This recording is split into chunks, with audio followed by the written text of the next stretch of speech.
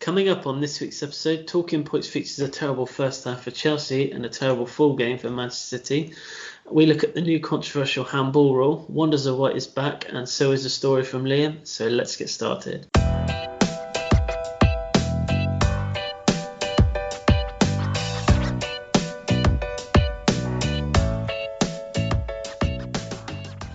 Hello and welcome to View from the Sideline Podcast, episode 3. It's Chris here and Liam is here as always. Hello Liam. Good evening, Chris. How are you? I'm alright Liam, smiling from ear to ear I would imagine. Yeah, I am. Yeah. Second performance. Second Monday in a row, you've come onto the podcast and you've won a game and kept a clean sheet. We love Mondays. I mean, last season I think we won one game on every single day of the week. But yeah, this season we could just carry on playing on Mondays. That's fine. Give us all quick kick-off times like it was today, 5:45. And yeah, we're smashing it. You've almost doubled your wins from last year now. So, yeah. But no, we've good already performance kept from Villa. more clean sheets than I think we did last season. Yeah, So, you certainly keep them more than Chelsea, up. mate. So yeah. Yeah. So anyway, obviously got a lot to talk about this week with Chelsea, Man City, and we're going to try and discuss the new handball rule that no one seems to be aware of until this weekend. But have you got a teaser this week, Liam? I do have a teaser. So after the roaring success that was the career path of a former footballer, I thought I'd go along a similar route. So this week, I want you to name the career path of the player who's played for these clubs. So he started his professional career in 1993. That's the only clue you're getting so far. And he played for the Melbourne Knights. And then he went to Dynamo Zagreb, Celtic, Leeds United, Middlesbrough, and Newcastle. Oof. So I'll remind you of those clubs again later. Yeah. On in the podcast, but you want to know whose career followed that path. There's a few potential clues I can give you if you're struggling a little bit later. Okay. All right. Well, I'll have to think about that throughout. I think Leeds, Middlesbrough, and Newcastle. Now, there cannot be many players that have played for all three of those, so I'm going to have to get my thinking hat on, I think. A ponder. We will move on to this week's talking points, and we're going to start at the Hawthorns for the West Brom Chelsea game. More about Chelsea than West Brom, but it was a game of two halves, and unfortunately for Chelsea, three mistakes at the back have cost them probably what should have been an easy 3 points. Again, to make three mistakes in one half and for that to cost you, you know that something still isn't quite right there. I was really surprised that Chilwell wasn't playing actually because he played in the Carabao Cup, but apparently he still wasn't fully match fit, so that's why he didn't play. So he had Alonso, and he just had an absolutely terrible game.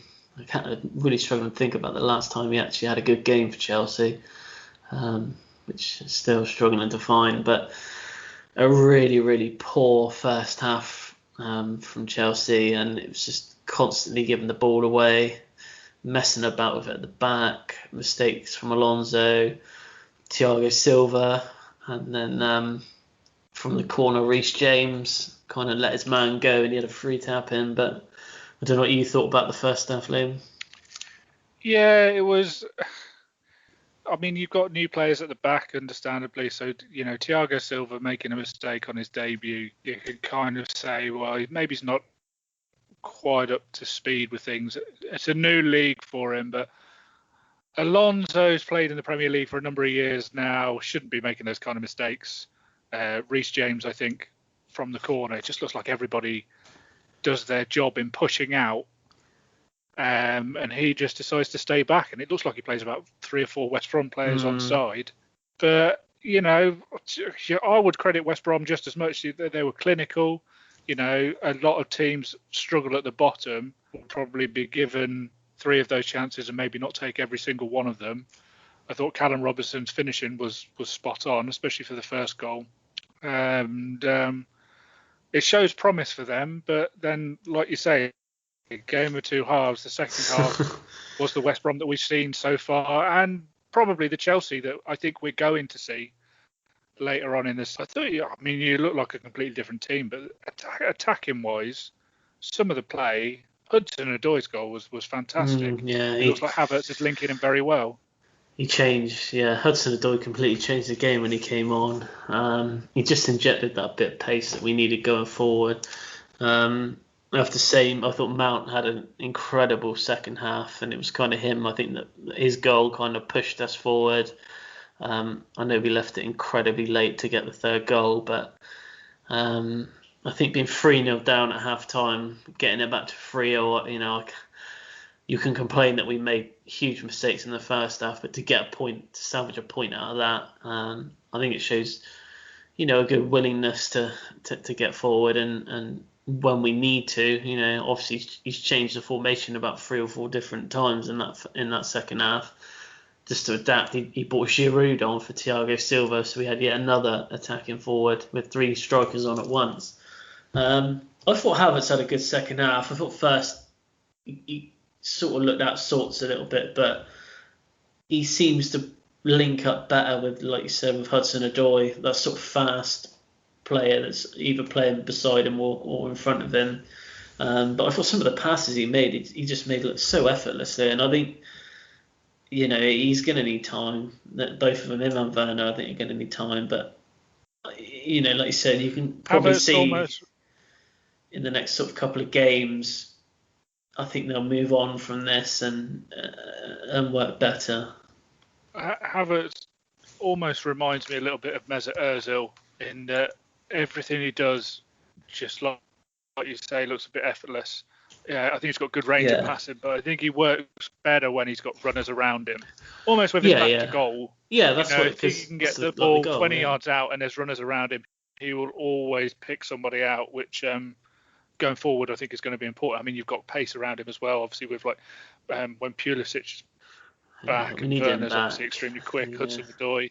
And do you see it as a point gained from where you were at half time, or is that 2 points dropped? I know Lampard said after the game it's 2 points that we're going to have to, get back somewhere this season. So he obviously sees it's, we've dropped points. Before the game I was quite confident, but that soon went to shreds. I've seen the defence, but confident as well.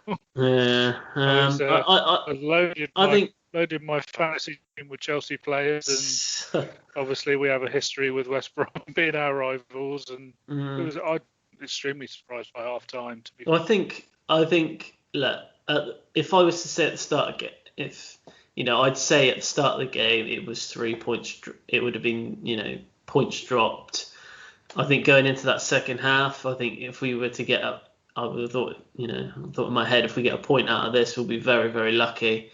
So I have to see it as a point gained, but, at the end of the we should be beating a team like West Brom, tricky team, but that guy up front as well, is it Callum Robinson, the guy that scored both goals? Yeah. He scored 3 Premier League goals, right, this. He was obviously at Sheffield United last season. He scored against Chelsea last season as well.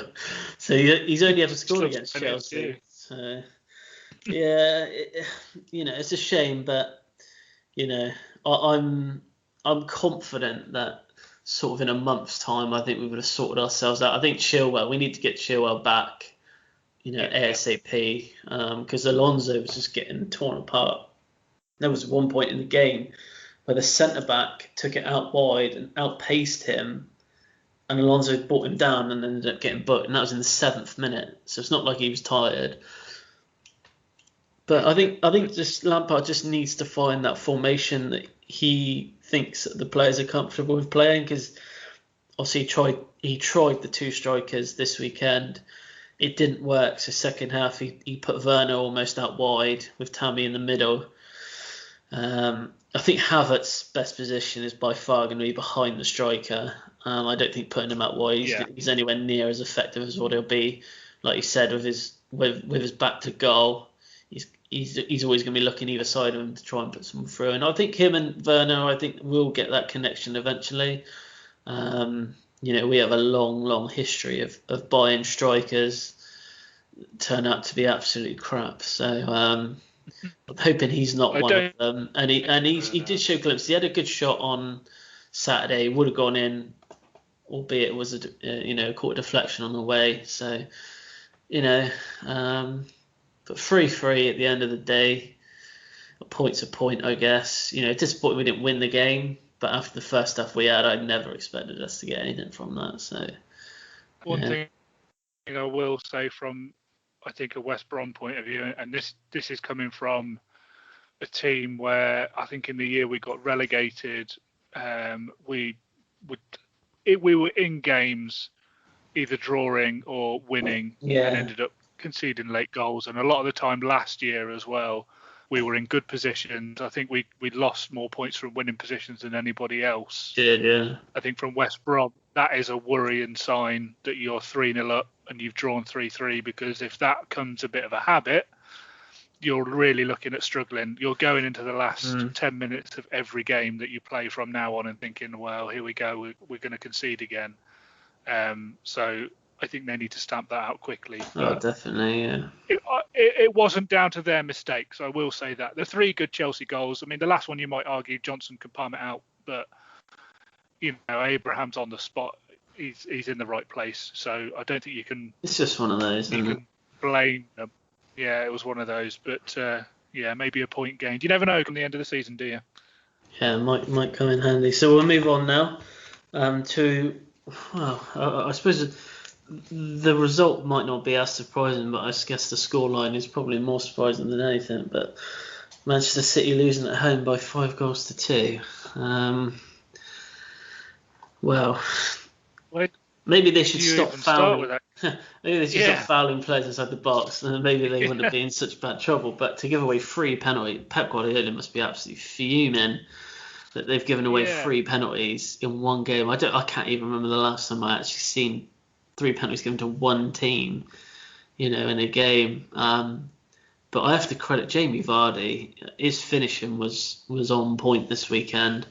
Keeps going, doesn't he? He just 33. Just doesn't seem to be getting any worse. He seems anything seems to be getting better and quicker, which is frightening, really. And from a Man City point of view, it's just very out of character for them. And again, if any team needs another defender, which I think they have actually gone out and bought today, in Ruben Diaz, which is a shame for all Football Manager fans out there, because he was always a good player to get in. So it's another one gone. And he's probably the right sort of person they need. What that means for Ake, I don't actually know, because he obviously Guardiola is very keen on Laporte, so whether they go to a back 3, I'm not too sure. But I just think you have to credit Leicester for this more than anything. I think they just, Man City were dominating sort of the first sort of 20-25 minutes, and then obviously the penalty just kind of seems to switch their mentality, and they just lost all focus. But Leicester were really enjoyable to watch. Yeah, I thought it was interesting after the game. Normally you get a game with that scoreline, the managers are quite diplomatic and the players are quite diplomatic. It was interesting to see Guardiola and Rodri both coming out and attacking Leicester and saying they didn't come to play. But they scored 5 goals against you, so they must have come to play. It's not like they sat out for a 0-0, was it? Because sit back, did they? That to me seems just a bit of a stupid comment. I thought Leicester played absolutely perfectly. I thought Rodgers' tactics was spot on. They sat when they needed to sit, and they made it difficult for City to pass through them. Yes, they let City have a lot of the ball, but the midfield for Leicester, I think, is that good. I think it's basically as good as any in the league. They just sat and watched Man City ping the ball around. I mean, this is Kevin De Bruyne. It's a player of the year. They just sat and watched him, let him do his thing, and then they all sort of pushed as one, won the ball back and counter-attacked, and that was what led to the penalties. It's what led to the goals. Yeah. And at the back, City just couldn't handle it. I've got to admit, I didn't watch the game live. I called it up after, so I knew the score when I was watching it, but I saw 3 penalties, and after the weekend we've had, here we go. There's going to be 3 dodgy penalties, and that's why we've got so many. But they weren't really. I don't think. They were I all thought pretty they clear. were all pretty clear penalties. And yeah, Leicester. At the minute, you've got to say, I know we're only a few games in, probably looking like the team playing well. Maybe not quite, but maybe the nearest to Liverpool in terms of form, shall we say? Yeah, to be fair, how they're trying to play. Like if they hadn't restarted last season as bad as they did, they'd probably be in the Champions League right now. So I think Tielemans is probably their most influential player. I think they need to keep him and they need to keep him fit. I think he works so hard in that midfield, and he sort of lets Maddison do his own thing. He like give him more of a free role with Tielemans in that team, because they know that he's going to sit back and go forward. He's sort of that box to box player. But yeah, I was just overly very impressed with Leicester. But obviously for Man City, no sort of world-class striker at the moment. Obviously no Aguero. I'm not saying Jesus is world-class, but he's out now for 3 weeks. Obviously they're to call upon Delap. Yeah. Who I really wanted him to take throw-ins. But he didn't take any. See. I just wanted to see if it was in the DNA.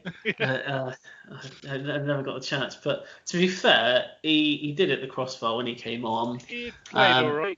And he was working hard, but I don't think Man City can use the excuse that they don't have an out-and-out striker, because they've got De Bruyne, they've got Sterling, they've got Mahrez, they've got players that are capable of scoring goals. So it's not like they've got no one in their team that can score. But we'll just have to wait and see. The problem is it's so early on in the season to try and sit down and like dissect, Man City, going to be terrible this year, or Leicester going to win the league. Football's changed this season. And we're going to talk about it in a minute, but a lot seems to have changed since the new season started. So many goals at the moment, just an incredibly amount of goals, but none going in Aston Villa's net there. No. The only team to keep, no goals conceded. But we'll have to see what happens to Man City. Obviously, I think they've paid 63 million. Was it for Diaz today? I think that's what I saw. Yeah. They've obviously pinpointed where they need to, sort of tighten things up. I wish, Chelsea would take a tip out of their book, because I think Chelsea could do with another defender at least before the window shuts. But whether we're going to see that, I don't know. Obviously, the window closing next week, I think. So I think it'll be interesting where it leaves. Obviously, you've mentioned Ake, and but they'll Ake, Laporte, Diaz, Otamendi, unless he's going the other way. I saw rumours he might be going the other way. I'm not too sure about that. Garcia as well, who played at the weekend. Where does it leave John Stones? Because I think if you ask Southgate, he's probably still in with a chance of getting in the England team. Well, yeah, this is what I mean. Maybe fifth choice. You look for England at the moment. We need English centre backs more than anything at the moment. Maguire is okay, but you look back 10 years when we have Ferdinand and Terry, and you just can't see anyone coming in of that sort of quality. I mean, we had the time when people like Jamie Carragher couldn't get anywhere near the team. And you look at the quality that he was, and you had Ferdinand and Campbell and Terry, like you say, all ahead of him. And now, what we would give for one of those four to someone just of that quality to just, I think the nearest we're going to get now is Joe Gomez, but with him, he's going to need a lot more game time at Liverpool. Yeah, he's been unlucky with injuries, hasn't he? But I think he's been starting recently, so... Yeah, well, it's 1-1 at the moment, the Liverpool Arsenal game. Oh, well, I'm glad you're on the ball, Chris. Because, Arsenal took the lead with Lacazette, and then Mane has equalised, which is good for my dream team. But from what I can tell, Liverpool are all over Arsenal at the moment, and Gomez is playing. So There we go. Arsenal have gone for a back five with Tierney, Louise, and Holding as their centre backs. Interesting. Yeah. Yeah. El Nenny's He playing has as played well. there for Scotland, I think. Yeah. Oh, well, we'll see how that goes on for that. Just need a Aubameyang score. That'd be quite helpful. But yeah. Right. Now, we are going to try and look at this handball rule. Now, I spoke to Liam before we started recording, and I said to him, I think my exact words were, I've read the rules, and I'm actually more confused now than what I was. I didn't know anything, which just seems mad. It seems madness, right, that this rule has seemed to come into play, and no one seems to know what's going on. We're getting penalties, like Eric Dyer's penalty yesterday. It was just stupid.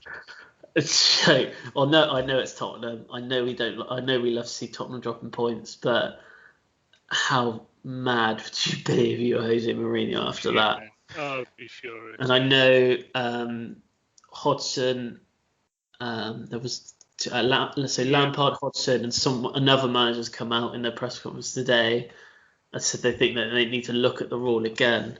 But I'm really confused about that. It seems that it's very biased in sort of the attacking player's favour now. Yeah. It seems like if the attacker does handle the ball, it's not necessarily handball, depending on about 15 other different rules that they've got. But if you're a defender now and it hits you on the arm, you're going to be in trouble, from what I could gather. So it's still anything below the armpit is deemed handball.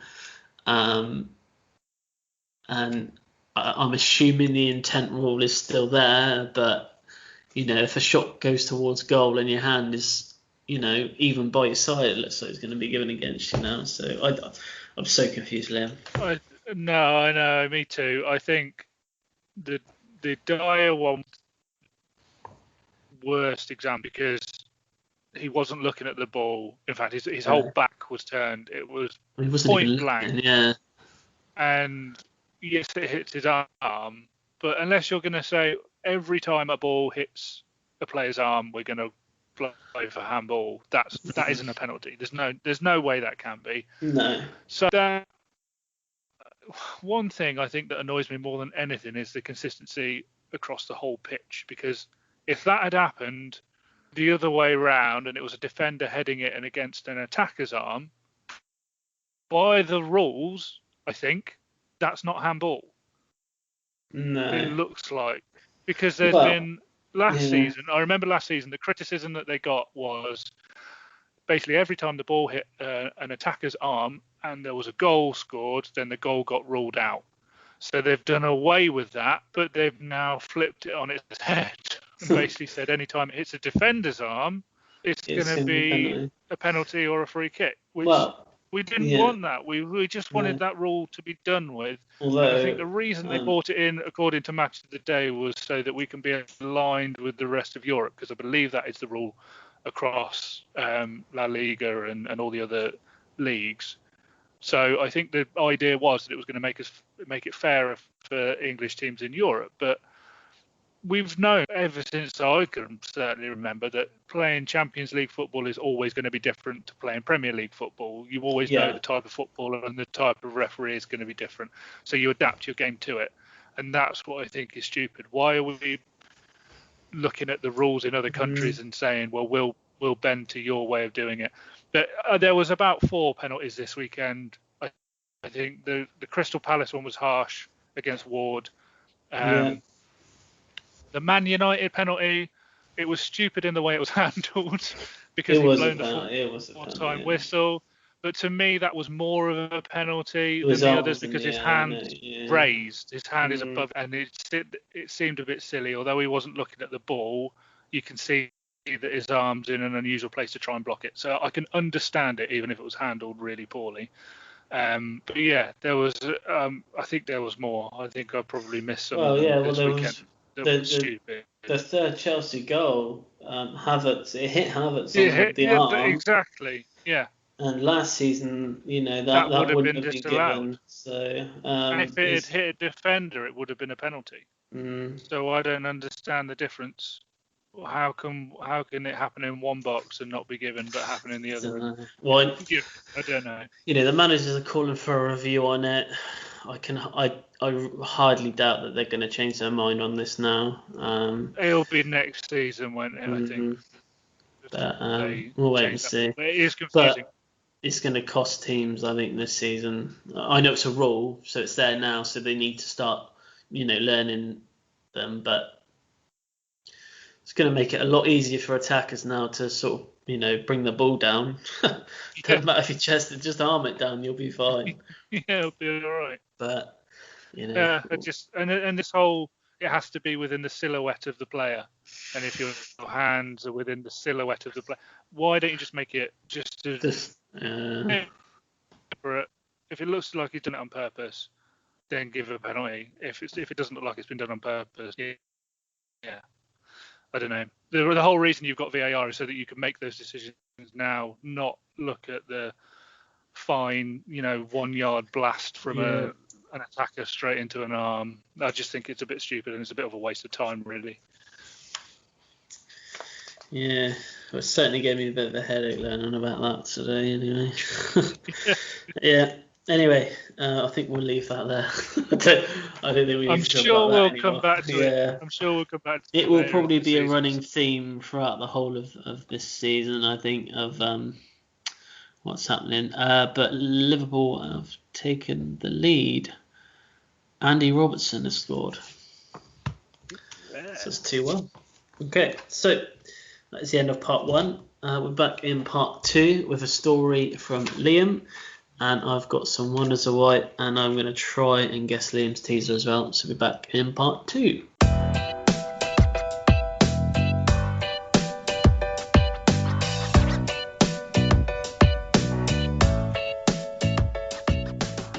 Hello, and welcome back to episode 3 of View from the Sideline podcast. We're going to go straight into Liam's story. So, Liam, what have you got this week?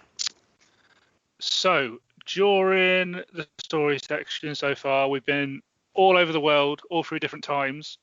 But this week, we're actually going to stick close to home and a story that took place this very weekend. So as we all know, coronavirus, obviously it's been everywhere. It's postponed this season. You can blame it for a lot of things this year. But it's very rare that you can blame COVID-19 on arriving late for a game. So basically, this happened to Oxford United this weekend, playing away to Accrington Stanley. And as part of their COVID-19 precautions, everyone was using alcohol-based sprays and gels to ensure they kept hygienic when they were sanitising. Unfortunately, this included a system on the bus that sanitised the seats and the interior prior to them leaving the match. And as a cruel twist of fate, someone left the breathalyzer that the driver has to use before the coach can start when the alcohol spray was being deployed in the bus. So, cue the coach shutting itself down for 6 hours as a precaution because it thought the driver had failed his breathalyzer test, and all of the Oxford players and coaches had to make their own way from Oxford to Accrington, which is a very long way. So they basically, the bus shut down once it realised that the driver, or it thought that the driver had tested positive for alcohol. It thought the driver was drunk, and so the fail-safe is for the coach to completely shut down for 6 hours. So yeah, they all made their own way in cars, taxis, trains, basically however they could get there. So they were very late arriving into Accrington. But it didn't have an effect on them because they picked up their first win of the season quite emphatically by 4-1. So, the coach didn't do them any harm in the end. Did one of the players lift his shirt up when he scored and had a picture of the coach driver on there? I wish. I think it will happen a bit too quick for that. But, yeah, it would have been nice. Oh, dear. That's quite funny. Is this why you told me not to look at anything to do with that match? Yes, basically. Cause I didn't even know the story until you just told me. Ah, right. No, that's quite a funny story. I didn't want you having a look and finding it and going, oh, I know what happened there, and then switching off. So hopefully no one else has heard that either. But it was on the Quest Championship highlight package that they play out there. So that was quite funny this week. I used to watch that when you won there. Oh, I used to watch that when Villa were there as well, but we're now not for very different reasons. Colin Murray used to present that. I don't think he does anymore, does he? He still is. He still does he? Still on it. Yeah, he's still on it. He's bold now. Oh. He's still on the radio though, isn't he? Yeah. Yeah, I think so. He's quite busy, I think. Cool. He's never off. Right. Well, thanks for the story. I wonder what that driver must have felt when the coach just shut down. He must be like, oh God. Maybe he felt relieved. Maybe he had actually failed the test and was just using this as an excuse. Yeah. Maybe he'd had a heavy Friday night and who knows? But you'd be embarrassed, wouldn't you? Yeah. Right. Let's move on to the wonders of white. Now, one of these wonders of white is there's a bit of explanation behind it. I did some research about something I found out, so I'll save that until last. So first up, since the 17-18 season, only Mo Salah and Aguero have scored more home league goals in England's top 4 tiers than West Ham's Jared Bowen. Wow. Yeah. And he got another couple this weekend, didn't he? Yeah, adding to that tally. Yeah. Since stats began for goal times in 2006, Callum Wilson's penalty is the latest any side has scored with their first shot on target in the Premier League. Yeah, that probably goes to show how Spurs dominated that. Yeah, that was their only shot on. Only shot. So we've got 2 4-on-1s now. First up is German. So Schalke lost their second Bundesliga game and now are 1 goal and 11 conceded. And this is actually the worst start by any team in that league since records began. And unfortunately, that has also meant that David Wagner was sacked as well after 2 games in the league. So that's early time to get rid of him, isn't it? Yeah. So they lost 8 or 9-0 to Bayern Munich, didn't they? First game of the season, and then they lost to Wolfsburg 3-1 at the weekend. Bayern Munich lost as well, and Dortmund lost. So it was a bad weekend for the big German teams. So this is a new. So this is in La Liga, and this is actually 2 players actually broke the same record this weekend. So Lionel Messi is now the 4th player to score in La Liga history in 17 consecutive seasons.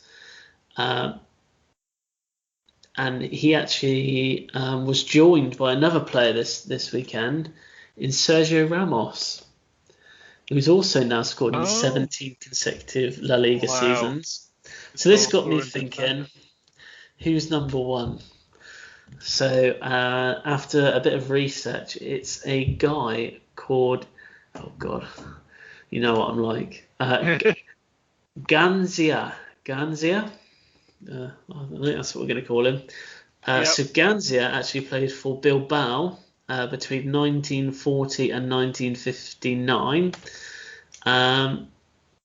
And he actually holds the record at the moment for he scored in 19 consecutive league seasons. Before Adruiz in 2017, he was actually holding the record for the youngest and the oldest goal scorer for the club. Wow. He captained Spain in the 1950 World Cup. And according to Wikipedia, he didn't even like football. I don't know why they mentioned that on there. But his brother also played for Bilbao. It was actually his older brother, that basically told him he should start playing football. And he actually got into the Bilbao side before his brother did. So he was there for 19 seasons in Bilbao, and he's He's got I think he's most capped player for them as well. 463 games he played in 19 seasons. That is him. So he actually holds the record. So if Messi can hold up for another 3 seasons, he actually beat that record. As will Sergio Ramos. So yeah, that's the wonders of life. Sergio Ramos, the goal-scoring defender. Yeah. God, every year. So right, your teaser. Yeah. Right, so he started in Australia. He did. He started for the Melbourne Knights in 1993. And he then went to Croatia with Dynamo Zagreb. So very strange. He moved above the border to Celtic and then into English football with Leeds, Middlesbrough, and finally Newcastle.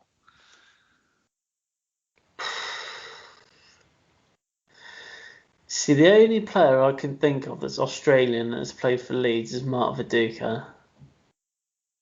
So I'm just going to say Mark Viduka. You've got some good logic there. Yes, it is Mark Viduka. Well, that's good. Yeah. I'll say this. I don't remember him playing for Newcastle. No, neither did I. But I remember This is why I was quite surprised. Yeah, I knew that he played for Leeds and Celtic. Middlesbrough I was a bit unsure, but I remembered. So his goal-scoring record. So basically, the reason looked into this is because I was just looking at sort of old seasons and stuff like that, as you sort of do. And I noticed that Mark Viduka's name was on a Newcastle team sheet. I thought, I don't remember him playing for Newcastle. So I thought I'd have a look at his history, and I thought I could use it for the little quiz today. I know how you follow the A-League, so I thought maybe Melbourne Knights might be a good clue for you. Well, yeah. They're not there anymore, not but anymore, I thought, but I thought you might have a chance of getting it with it being an Australian player. But his actual goal-scoring record is basically 1-2. Which is not bad for someone who played in the Premier League for almost 10 years. That is good.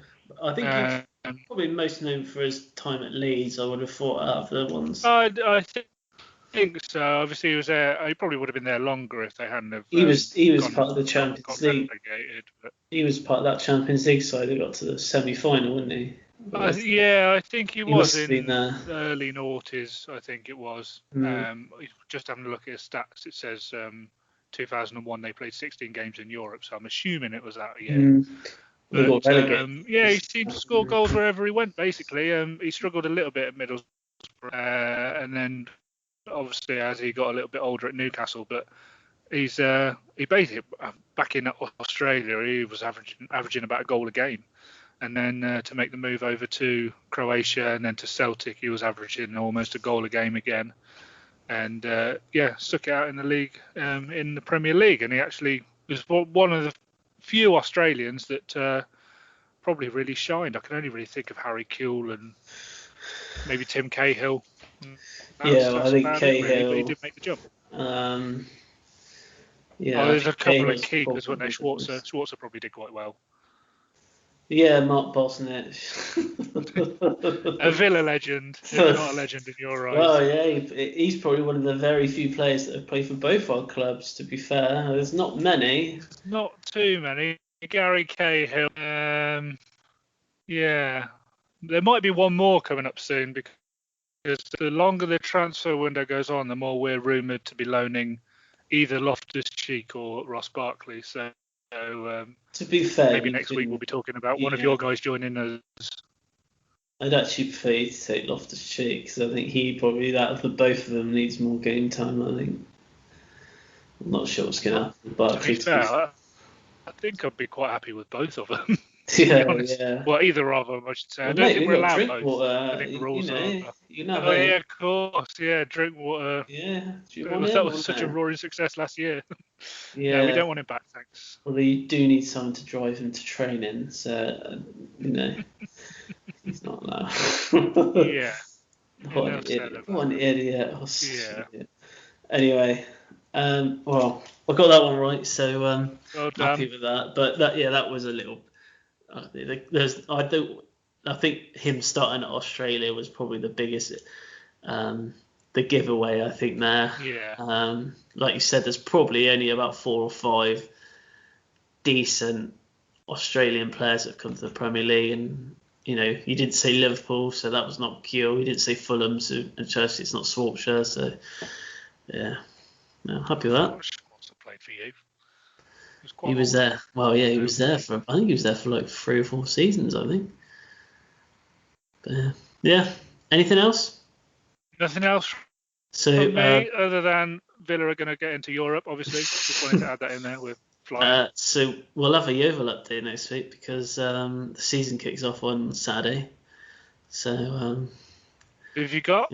Kings Lynn away. Ooh, the So, new boys. Yeah, so we'll see how that goes. They've not done too bad in the friendlies, Yeovil. They started off pretty poorly, to be fair, but they played Bournemouth under 23 on Saturday, lost 3-2. Charlie Daniels was playing for Bournemouth. Oh, Yeah, he's like maybe 33, he needs a bit 34 of now. game He time. actually scored. The only reason I knew he was playing is because he actually scored for them. So, but I think he was the only really sort of senior player that I knew of. But yeah, so we'll do a bit on Yeovil next week. Maybe just look at the players that are there now, because I'm sure they've probably changed from what you knew last season. So Reece Murphy's still there, so we've still got goals. Bags of goals. Yeah, I think they really need to kick it off this season. Financially, I think more than anything now they need to get up. He released a statement today saying that they reckon, each sort of National League side is going to have lost about 1.3 million. So that's a huge sum of money, isn't it? Huge sum of money. So they did a test as well last Tuesday against Bath. At Huish Park, they had 1,000 fans in the stadium. But then obviously a day later, the government released saying that they won't be allowing fans back into the stadium. So it's obviously. I think a lot of the clubs around that level are really going to struggle now. Yeah, so we'll have to see. I think the government. He seems to think the government are working on something that they can hopefully, secure their survival. Yeovil did really well with crowdfunding. They raised a lot of money as well. So.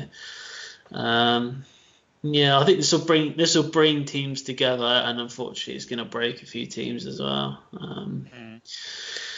So I think we'll start seeing maybe a few teams dropping out, but I think we'll have to wait and see what happens.